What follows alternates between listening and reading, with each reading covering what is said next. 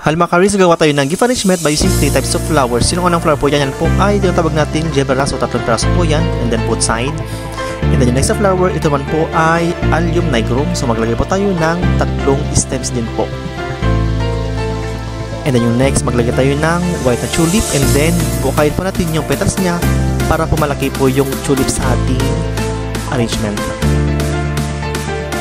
So meron po siyang nakalagyan dyan na scented candle. So yan po yung gift niya. And then ito na po yung pangatlong stems of tulip white.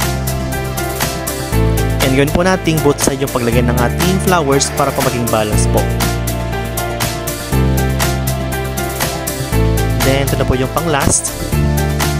Dapat po dahan-dahan yung pagbaka ng bulaklak niya or petals niya para po din matanggal yung petals.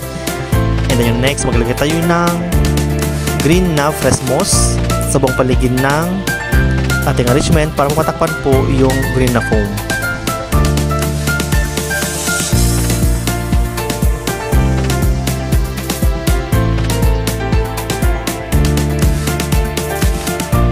Then i-check mabuti kung okay na po.